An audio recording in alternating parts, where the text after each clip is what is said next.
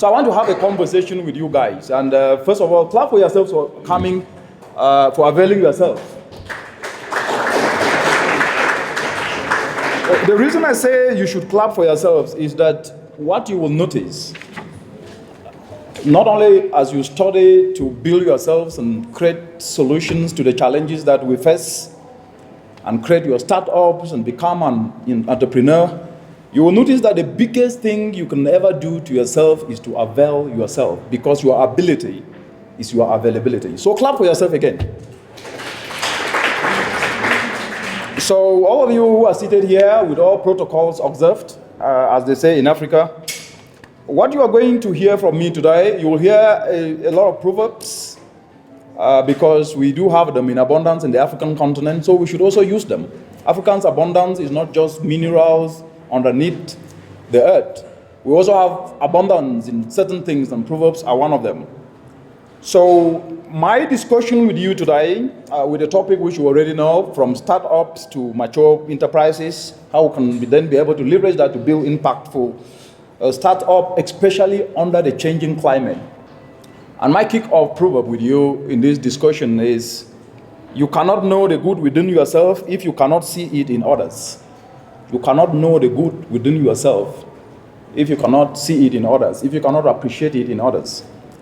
And what this proverb tells us in the context of our gathering here today is that as you seek to craft ideas to win this 1 million, one of the most important things that you need to be appreciative of is that the core of entrepreneurship is valuing people. If you do not value people, you cannot become a successful entrepreneur, because entrepreneurship is not just about making money. It is about valuing people. Entrepreneurship is about appreciating the best in others.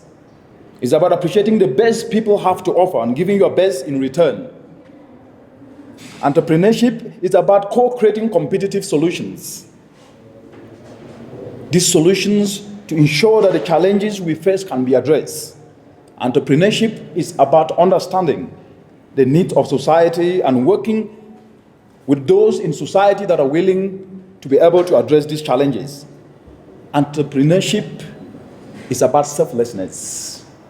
If you are not selfless, whatever thing you do in the name of entrepreneurship is actually not addressing problems. And that is not the kind of entrepreneurship that needs to be fostered under the changing climate.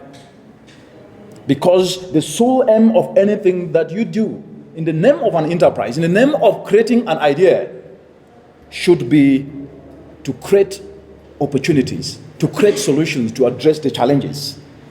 This African proverb tells it all, that just like every door has its own key, successful entrepreneurship, especially in the African continent, under the changing climate today, depends upon tapping the value chains, aligning with the continent's area of competitive advantage. We're talking today, I believe that you must have taken breakfast this morning. I believe you must have taken lunch. I believe we know that in the continent today, people are going to bed hungry. And the biggest competitive advantage that Africa has got today, if you look just outside, the sun 365 days, that's Africa's competitive advantage. The challenges of food insecurity, the challenges of energy poverty, where we have 620 million citizens, energy impoverished. Those challenges present opportunity, and any entrepreneurial idea should be to solve those challenges. Anything less than that is lip service. Distinguished colleagues, ladies and gentlemen, these realities, we know them. These realities are not fictional. They're real. And these realities become even more profound in the context of this whole prize that you guys are gathered here today to start generating your ideas within that space, where impactful enterprises that build a better planet with every dollar earned are a core objective. Distinguished colleagues, ladies and gentlemen, you cannot cross a river without getting wet. You cannot cross a river without getting wet. This is an African proverb. And this proverb reminds us of the importance of understanding context. If you cannot understand context, especially global context, vis-a-vis the African continent context and vis-a-vis the Kenyan context, and all African countries, anything you do the survival expectation or the survival chances or probability will be less. You must understand context. Globally, as we know, Africa is a continent associated with challenges. Africa is a continent sometimes known as a continent in adversity. From hundreds of millions, as I mentioned earlier, going to bed hungry. Each and every night, 257 million citizens going to bed hungry. These are facts. To the high youth unemployment that we see every day in the continent, 12 million of them graduating into a labor market to compete only with 3 million jobs, and some of them in search of elusive greener pastures get buried under the Mediterranean Sea or sold into slavery as they cross the Sahara Desert. These are facts. We see and we know them every day. A continent that is the least competitive, 20 times less productive than any other continent in the world. These are facts, we know them every day. And then the elephant in the room, climate change, that is already manifesting through drought, through floods, like the cyclone Idai that affected and killed over 1,000 people in the southern African regions, to the drought that we witnessed right here at your doorstep. These are realities, and you can continue to name many of these challenges that we face in the continent. But we know that every bad news sometimes carries the name Africa. Poverty, Africa pops up. Youth unemployment, Africa pops up. We cannot make a continent that has got everything and then lacks everything. Abundance, mineral resources, youthful dividend, as they mention it. And that, what I want to tell you today is that you cannot have a dividend when you have not invested in. You can only achieve dividend when you have invested in. So there is really nothing like youthful dividend unless you invest in the youth and guide them to be able to create solutions to the challenges we face. There is nothing like a dividend. Distinguished colleagues, ladies and gentlemen, I think as good entrepreneurs, and I believe you will become good entrepreneurs, your guess is as good as mine. And it is best summed up in another African proverb, which reminds us that every adversity carries the seeds of equal or greater benefit. Africa's challenges are disguised opportunities for greatness. Africa's challenges are disguised opportunities for you to create your entrepreneurial ideas, to build enterprises, to transform societies, to solve these challenges, not just for yourselves, but for the collective benefit of all. The adversity in Africa should not be a source of despair for entrepreneurs, but an opportunity to step up with enterprise opportunities. As we're speaking today, and to put it in perspective, Africa is losing 48 billion US dollars as a result of post-harvest losses. Our mothers in villages, our mama and boggers, struggling each and every day,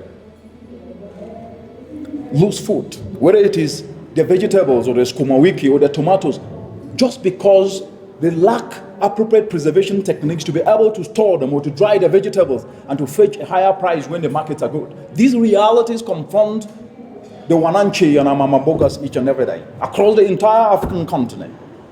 But these realities also present opportunity. The 48 billion lost annually as post-harvest losses across the continent, causing the continent to import food worth 35 billion US dollars. That is exporting employment and importing unemployment. Present a disguised opportunity that you can be able to tap into. Right here in Kenya, if you were to decentralize just a solar dryer to rice farmers, for example, in Mwe, where I've visited and I've seen farmers losing their rice. The Mwe constituency, for example, that produces most of the rice that is consumed in Kenya, about 1 hour 45 minutes from where we are today. If you can decentralize solar dryers to these rice farmers, this will mean that you can be able to safeguard the quality of the local rice currently going to waste due to post-harvest losses, where each and every farmer that harvests rice, anytime he or she does so, loses an equivalent of 50 kilograms of rice. But decentralizing a solar dryer is an opportunity for you to create an idea, not just an idea, but to solve a problem. It means you can then be able to reduce the time for them to dry the rice, because they currently dry using the open sun drying that gets the rice contaminated with stones, with dust, and you name the rest.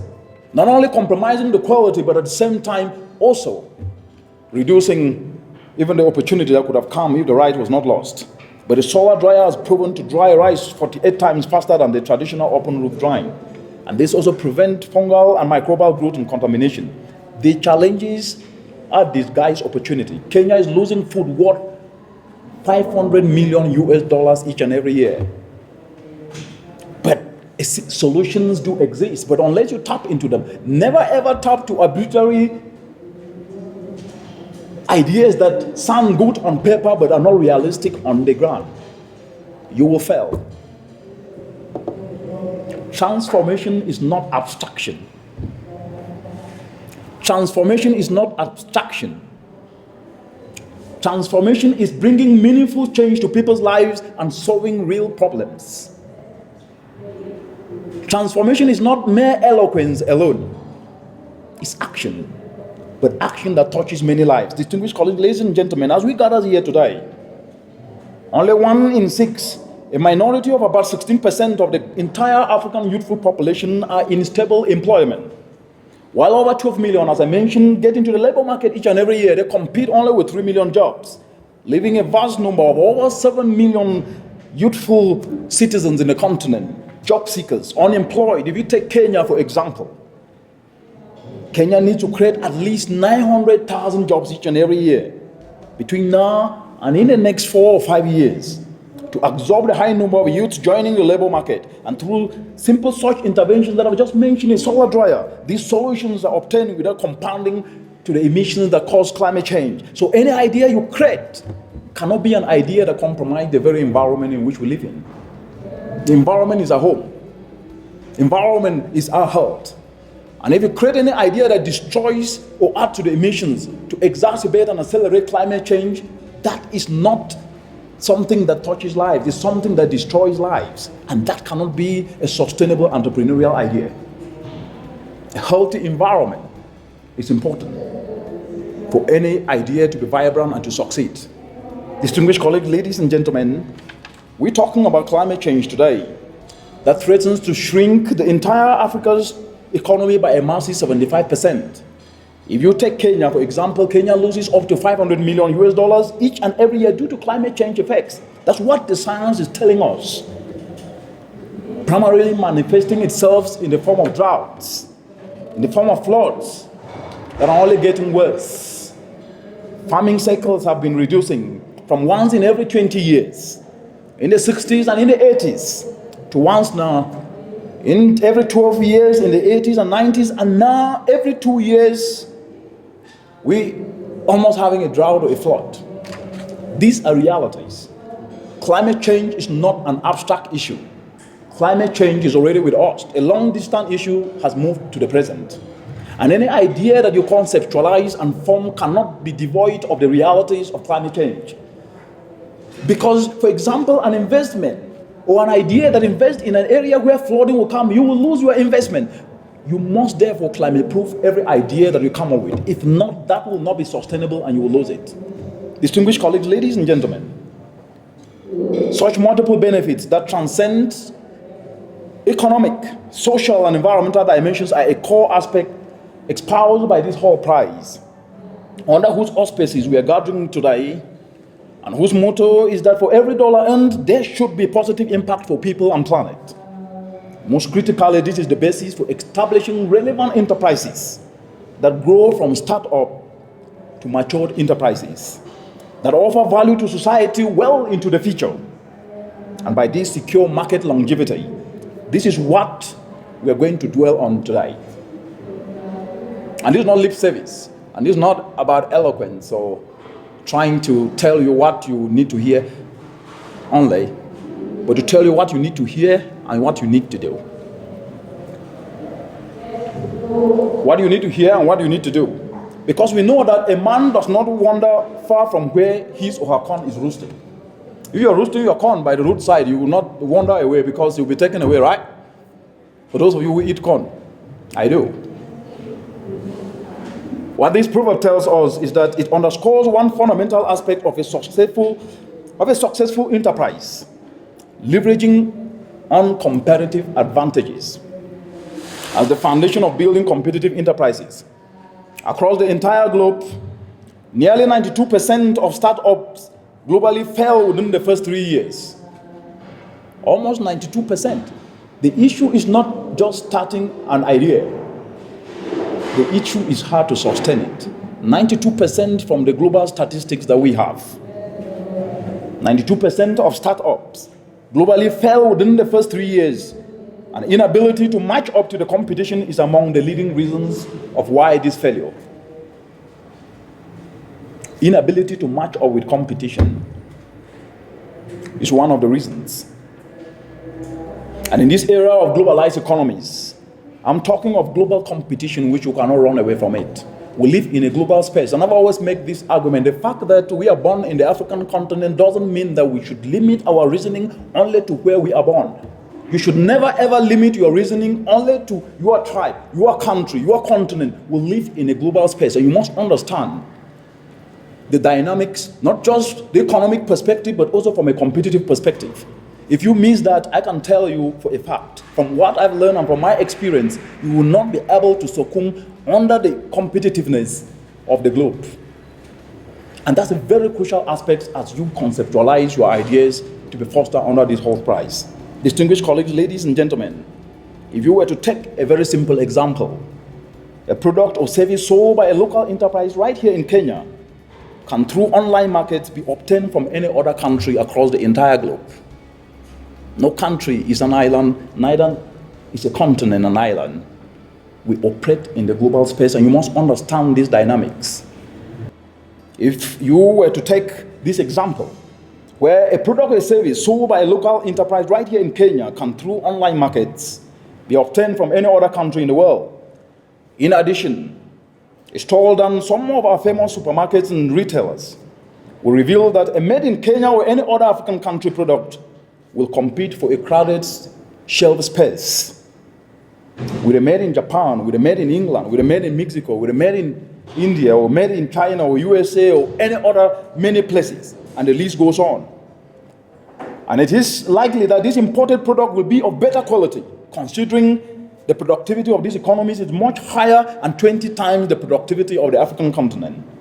So how can local entrepreneurs compete? We must answer that. If you do not answer that question, talking about entrepreneurship will just be as sweet as it can get, but it will not be sustained.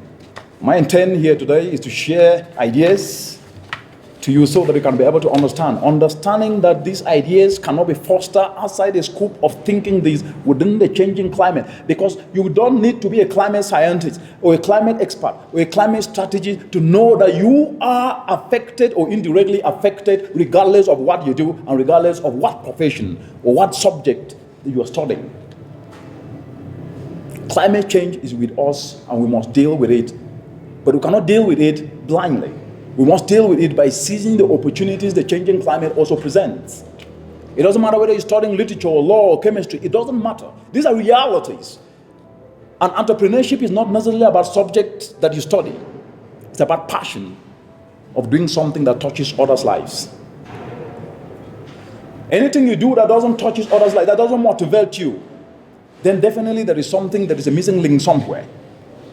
Another key aspect to note is best described in a proverb that if you do not know where you are going, any route will take you there. If you do not know where you are going, any route will take you there. You must know where you are going. And this is a very critical aspect that most African youth today miss it.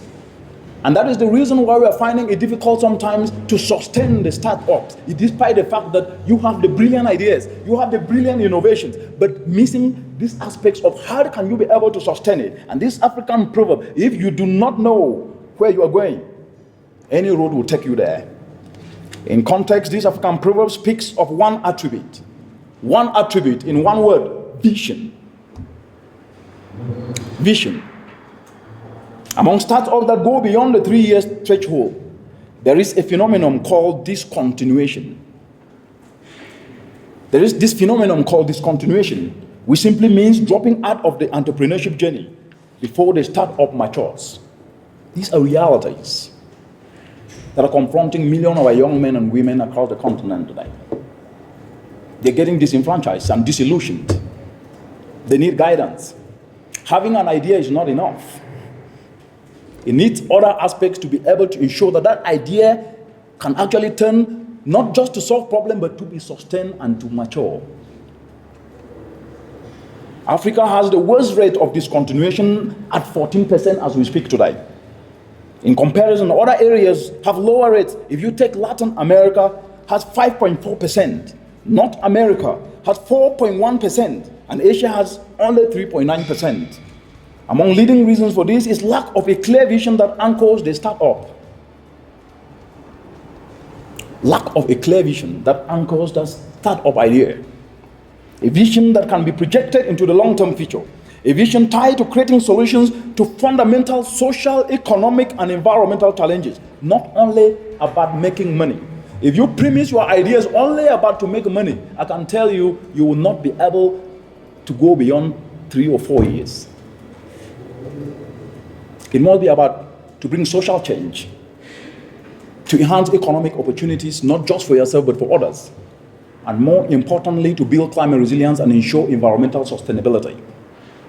These aspects are crucial. These aspects are crucial, not only about making money.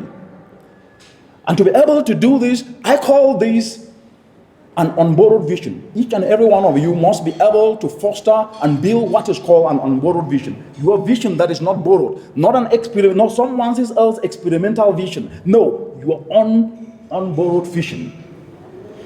I call it an unborrowed vision. For this, what each of us must then do is to answer these 2 or 3 questions to constitute your own unborrowed vision. You must answer these questions. Where do you see the skills that you have? Because you are blessed by a creator, by talents and skills. How do you see your own skill? Whether you sing, whether you are an eloquent speaker, whether you can inspire one, how do you see your skill? Where do you see your skill fitting into the broader agenda of developing the entire African continent? Not only your country. We are interconnected, and with the changing climate, no country is immune. That means that a solution in Kenya can be a solution to a Togolese. A solution in Cameroon can be a solution to someone from Botswana or Tanzania or Cote d'Ivoire. You can never limit your thinking only to where you come from. In this global dispensation today, global competitive dispensation, your idea cannot be limited only to where you come from. It must have that broad scope of solutions that can reach beyond your own space or country. And the second question is, where do you see your skills fitting in creating competitive enterprises in the entire African continent? And the last is, where do your skills fit in solving these fundamental challenges in this continent? Food insecurity, youth unemployment, and the declining economic productivity. In answering these questions, distinguished colleagues, ladies, I call them sobering questions. They are sobering. I call them sobering questions that you craft a clear vision for a startup. You must be able to craft a clear vision for a startup that survives the test of time to become a matured enterprise. Because what we know is that throughout centuries, there were men and women just like yourselves, you and me, men and women just like you and me, who took the first steps down new routes. They never had money. They were not wealthy. They didn't have the best family connections. Neither did they have PhDs, or even a degree, or even high school, but they had an unborrowed vision. And the intent of that vision was to solve problems. These men and women took first steps down new roads. And just like all of you, soon to be successful startup entrepreneurs, these men and women were armed with nothing, but they only had their unborrowed vision to create opportunities, to develop ideas that can then be able to touch lives and bring change to society. They only had their own unborrowed vision. Their goals differ. The goals of these men and women differed. But just as most of you today, budding startups or budding entrepreneurs, the only thing that they had in common was that the step was first, and the idea and the vision was their own. The step they took was the first step. And the vision was an unborrowed vision.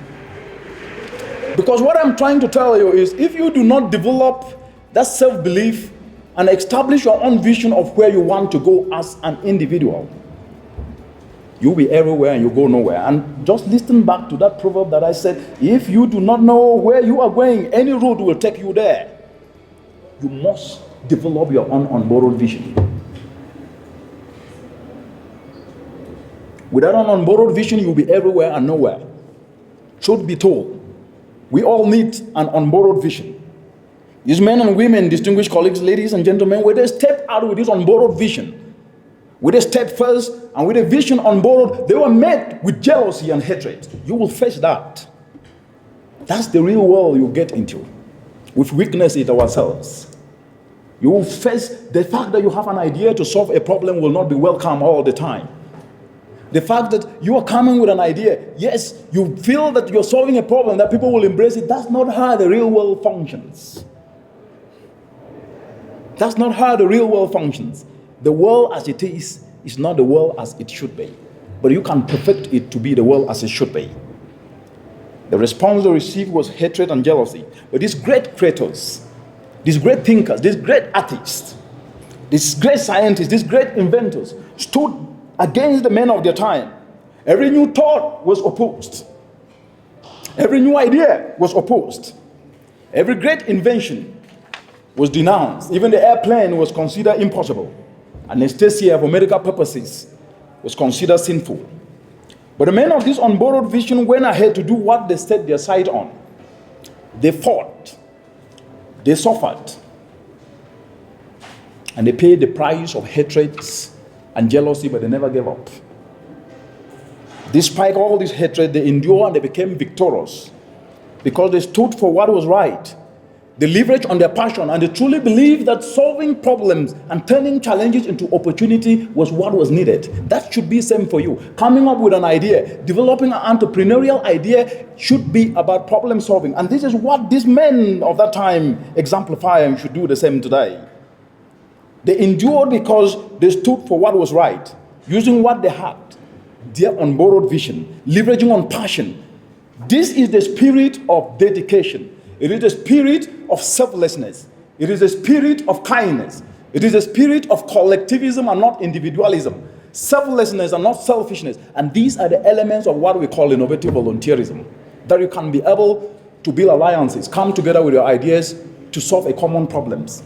That you can be selfless and not selfish. That you can be foster collectivism and not individualism. Because all of us seated here today have ideas, but we always think that Ukoju is the best. I tell you, if you succeed alone, you have actually failed. Success is about lifting those from the bottom of the pyramid, coming up with ideas, creating time to inspire one another. Not because of anything that you benefit, because an inspired soul, more inspired soul will make the world a better place. That's what we miss. And that has been the failure of some of the brightest ideas that we've seen, not just in the continent, but even around the world. Distinguished colleagues, ladies and gentlemen, with these, I'll leave you with 5 fundamental takeaways, which is, the first is, economic fundamentals are the key that underpin anything you do. The mothers who put their kids to bed without food, the 257 million citizens who go to bed without food, the over 7 million youth who don't have jobs in the continent, desperate and looking for alternatives. Those who cannot be able to afford healthcare or education. These are economic fundamentals that are realistic in our society, the African continent today. And anything or any idea that does not address these challenges is bound to fail. People do not care about challenges. They care about what you can leverage in turning those challenges into opportunities. A mother wants to go to bed knowing that her kid can go to school the next day, haven't had breakfast, and better off put food on the table when they come back in the evening. Those are people's concerns. It's not about big grammar. It's not about noise. It's not about social media gossip. These are the realities that people are facing each and every day. People want to put more money in more pockets. By working hard, that a mamamboga can be able to dry her vegetables and sell it and put more money, that she can then be able to go back to the same farm and cultivate it year after year without her soil getting destroyed by high chemicalized application of fertilizers that destroy the soil chemical process. These are realities. And if you are not concerned about them, you cannot be a successful entrepreneur.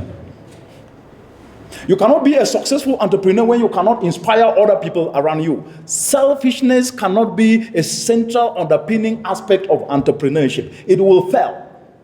Distinguished colleagues, ladies and gentlemen, rain beats a leopard skin, but it does not watch at the spots. Rain beats a leopard skin, but it cannot watch at the spots. This African proverb reminds us that economic fundamentals do not change.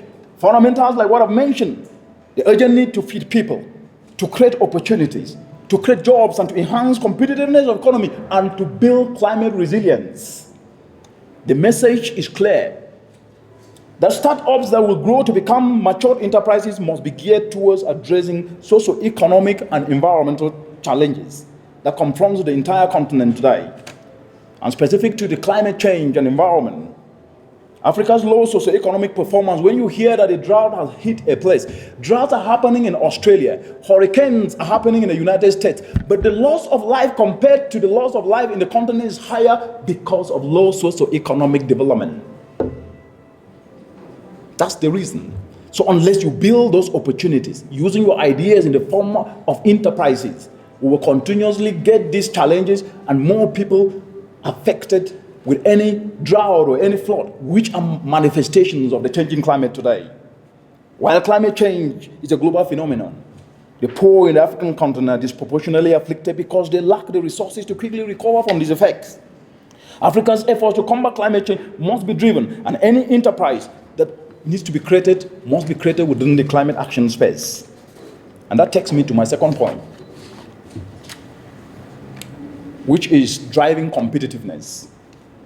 In the era of global competitiveness, as I said earlier, Africa's economies remain 20 times less productive than competitors in the global space. Manufacturing, which is the source of socioeconomic prosperity and competitive advantages, or competitive enterprises, has stagnated in the entire African continent at 10% since the 1970s. Since the 1970s. At 10%. This means that the region must prioritize pathways that offers the shortest route to global competitiveness. And for this, one of my favorite African proverbs summarizes this in few words, that every stream has its source. Every stream that flows has a source. What is Africa's source for opportunity? You. You are the source for opportunities. But you need to be guided so that those opportunities can come in a way that you are not only thinking about yourself, but you are thinking about others and the entire continent within this changing climate. Under the changing climate, Africa needs to prioritize sectors that it holds a competitive advantage. Africa holds 65% of uncultivated rebel land. Africa's whole 365 days of sunshine. I told you this before. Africa's whole also the adequate manpower in majority. Because the majority of the population in this continent, agriculture is not about production alone. And I want to debunk this fallacy sometimes that has been made and become mainstream discussion in this continent. I debunk it. Agriculture is not about production alone. The entire agro value chain, from production to transportation to processing and linkages to market, is worth $1 trillion US. You can tap in any of these aspects. You must not have a farm to do so. Developing a solar dryer to decentralize, to reverse post-harvest losses. These are ideas that are practical, that can bring meaning to people's lives. So let's stop that fallacy. If I don't have a piece of land, I cannot do anything in agriculture. Truth be told, that's not true. Distinguished colleagues, ladies and gentlemen, just to give you an example. Today we enjoy the Samsung phones and TVs, and fridges and computers. And you can name the rest. These products are made in South Korea. South Korea, the giant in electronics, did not get their way overnight. In 1963, South Korea was a beneficiary of food aid and money from many African countries, including even here in Kenya. But fast forward to today, South Korea has an economy that is many times the size of nearly all of the entire African countries combined. To be specific, 15 times the size of the entire African continent combined. In the early 60s, when they were supported with aid, an average African had 2 times more money than a South Korean. But fast forward to today, an average South Korean has over 10 times more money than an average African. What is more important is how they managed to reach where they are today. How they managed to rise so fast. Just as we are calling on all of you seated here today with brilliant ideas and having the advantage of youthfulness in you. Just as we are calling on all of you today to prioritize adding value and tapping into this agro value chain that is worth $1 trillion US, which Africa has hold a competitive advantage in, is an opportunity because you can only compete from a position of strength. You can only compete from a position of strength. Africa have a competitive strength in clean energy and in the agro value chain. And that's where you should focus. That's where you should focus. If you take the example of South Korea, South Koreans focus on adding value to their silk to make textile. In Africa today, we can prioritize the cassava crop. Cassava is a climate resilient crop. You do not need to have irrigation or not for it to grow. It can grow anywhere. This crop called cassava, I call it Africa's gold.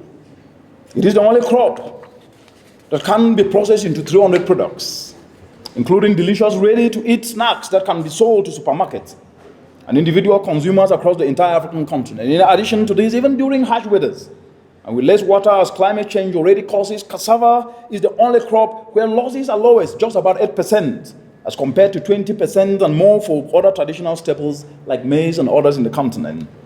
Such a move will ensure enterprises tap into a continental market that is not even being tapped to, 150 billion a year local agro consumer market, demanding for more varieties and more value added, but which is now being tapped into by others. And that takes me to my third point. You cannot be a successful entrepreneur when you do not continuously retool your skills. Whether you have a PhD or not, paper certificate means nothing unless they become relevant to addressing challenges in the community. I got my PhD 10 years ago. It would have meant nothing if it was not put into good use. PhD is not about big grammar. It's about providing ideas and solutions and showing that you can do things differently. I say it, I have one, and I challenge anybody to challenge me on that. PhD is a paper certificate. It must be utilized to be relevant to touching lives and bringing solutions to communities.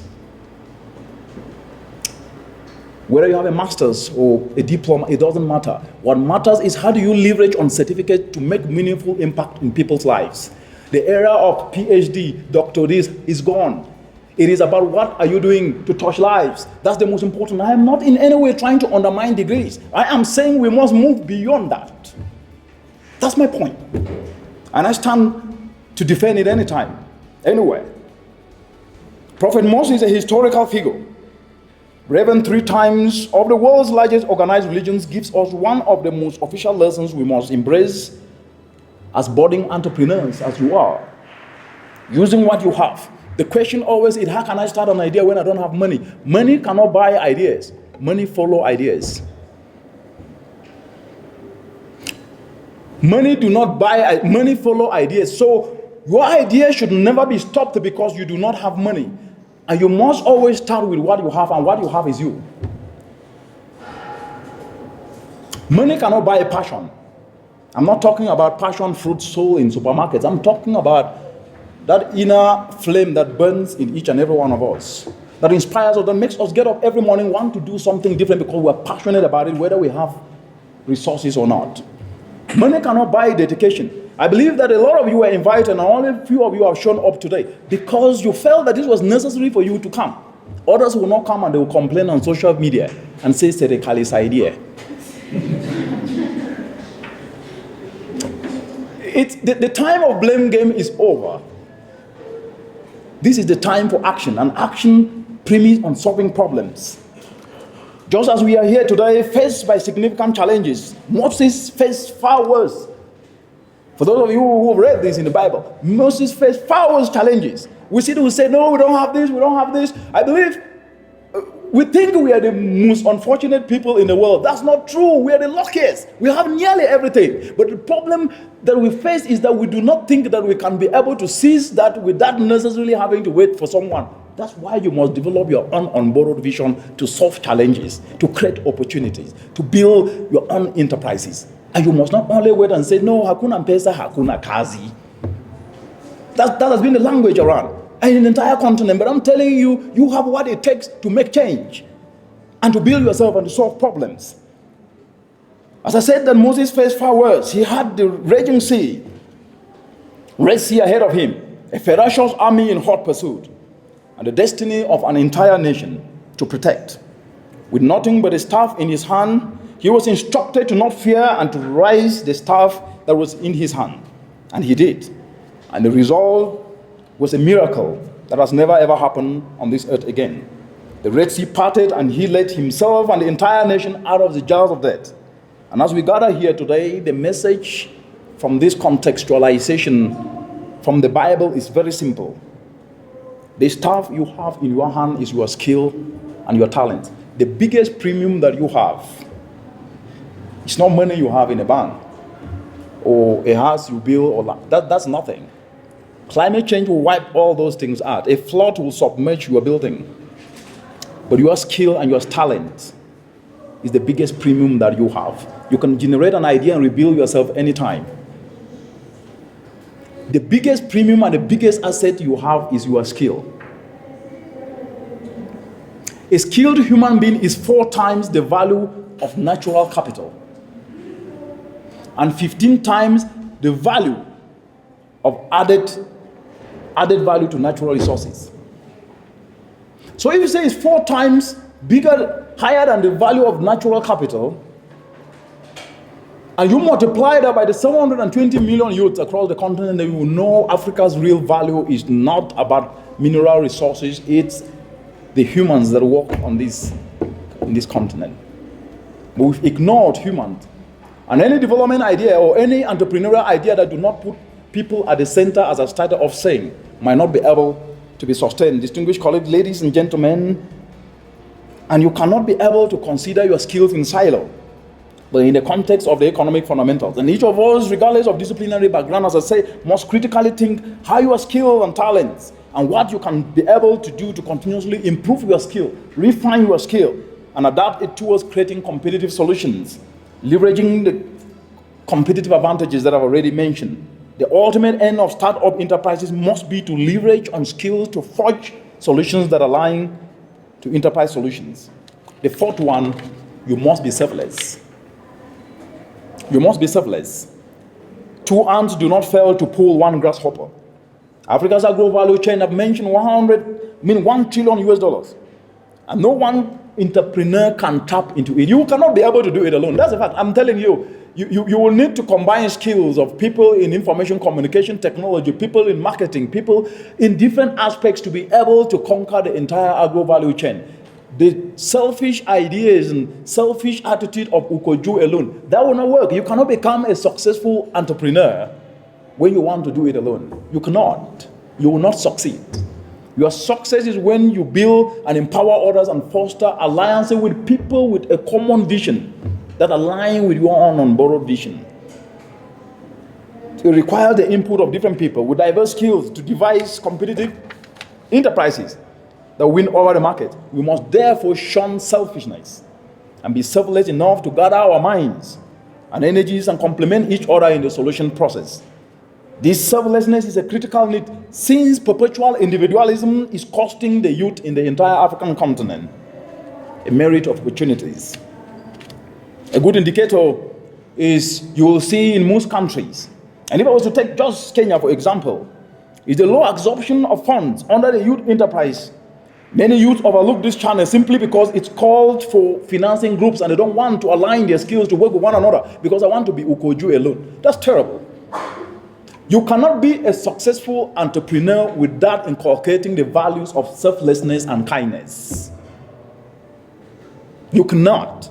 You will just live in blind euphemism, but it will just make you feel good. But the reality is that you must be able to become selfless and work with the willing. Underline the word willing. If someone is not ready to work, that's fine. Work with those who are ready and they have foster and unborrowed vision. Distinguished colleagues, ladies and gentlemen, many youths overlook this channel simply because it's called for financing in groups, as I said, not individuals. Yet many youth prefer to work alone. This individualism is costing many startup ideas the opportunity to grow to become matured enterprises and must be banished. We must banish selfishness. Let us work with one another with a singular focus on solutions and not our differences. And that takes me to my fifth point. We must cultivate an attitude of appreciation. I was born in a very poor home, and I went to school without shoes, and I was herding goats. And what I learned was that nobody owes you any obligation to do you anything. No one owes you any obligation. Don't be fooled by all those. Nobody actually owes you anything on this planet Earth. You owe yourself to be the best. And anyone who does something to you, whether your parents, appreciate them. Because if they don't do it, there's nothing you will do. We take things for granted in this continent. Appreciation is a wonderful thing because it makes what is excellent in others belong to us as well, as they selflessly share it with us. When someone does good to you to help you become better, be it your parents paying your school fees, be it your mother cooking that dinner for you to eat, or your sister or brother or your friend, never ever take it for granted. Appreciate anyone who does any good to you. You owe yourself the obligation to do good. Failing to appreciate selfless people around us will simply turn them away, and we will end up with far less selfless people, yet we need more of them in these times. Please, this ingredient is important: appreciation and humility. I grew up in a poor home, as I said. Our parents had nothing. We barely could afford food. But what I learned was that with humility, respect, you can become anything. You can become anything you aspire to become. But you must be able to be humble, humility to listen, humility to respect your elders, to disagree but with respect, and to always yearn for the best.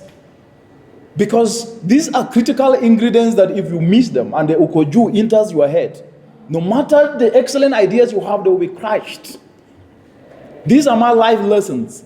And as you will see in my book, which I'm going to send it to Annette to send to all of you, and I hope you read it, because readers are leaders. And that takes me to my last point, which is leadership. Which is leadership. Unlike the common belief, one does not need a position to be a leader. All of you here are leaders. You do not need a position to be a leader. And you do not need a position to develop an idea. I have never understood it. You have an idea. Which do you need a government policy to have to think about an idea and put it down on paper? No, serikali's idea. Hakuna pesa, hakuna kazi. These are myths. Please, let's shun this, right? You do not need a position to be a leader. Neither do you need a position to create your own ideas. Neither do you need a position to change the world. Passion implements. It's not positions that implement. It is not positions that implement. The world can only be changed by your example and not by your opinions. The world can only be changed by your example and not by your opinions. Leadership is taking personal responsibility, and the first person to lead is yourself. If you cannot lead yourself, don't expect anyone to lead you. And that's the core principle of a successful entrepreneurship and startup that can move beyond. You must discipline yourself. You must respect yourself. You must appreciate others, because leadership is personal responsibility to do right thing and become an example. And the first person to lead is yourself. Our individual selves. And let us lead to align your startup ideas with the realities I have already shared, that you can then be able to solve the challenges that we face. And as you will be doing this, you will hear a lot of naysayers who will tell you that, oh, how can you be doing this without money? How can you have an idea? Oh, forget about this thing. To dissuade you. And let me tell you, anybody who discourages you without giving an alternative that makes sense hates you, but pretends that he or she likes you. Let me repeat this again, and I say it without any fear of contradiction. I grew up in poverty, and I understand what poverty means. Poverty is a mindset. You must become very angry at poverty to defeat it. And the best way to become angry is to develop an idea and say, I do not want to go to bed without food, so I will work hard. I will become passionate. I will get people and surround myself with the best people who can then be able to mentor me to be the best. That is getting angry at poverty, working hard, being passionate, dedicated, and listening and learning and retooling your skill. Anything less than that is just lip service. Distinguished colleagues, ladies and gentlemen, you face naysayers. And the analogy of the football team that always uses is that in a stadium, you have about 60,000 spectators who have come to watch football. But the players in the field, you have 11 players. And you include the goalkeeper, so you have 12 this side, 12 the other side, that's 24. The 60,000 spectators or football fans are making a lot of noise and abusing even the players. But the players focus only in playing to win. They focus in playing to win, despite the noise, despite the chant, despite the abuses. They play to win. They focus on the ball. And at the end of the day, the players, those who win the trophy, are not the fans. They are the players. So become a player and get focused and play to nurture your idea, to get support with ideas and listen. And you become the best. Thank you.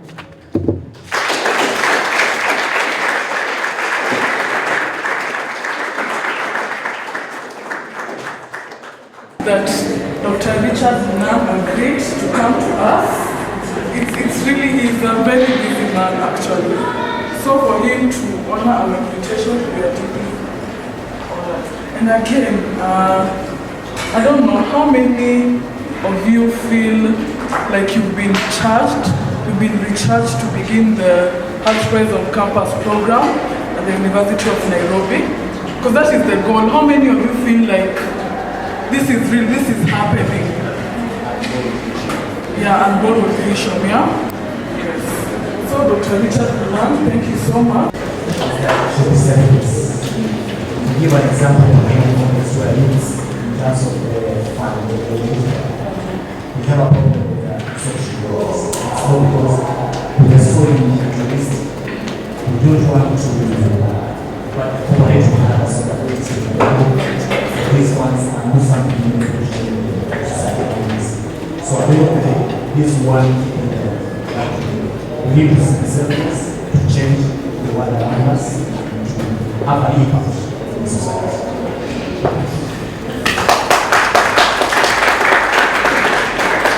We need to get focused to make up ideas. We need to make this relevant in addressing all our challenges, and we need to make sure that we actually make a change. Like, it's time we make a change. Like, people haven't been doing it in the past as effective, but we can now. We have to.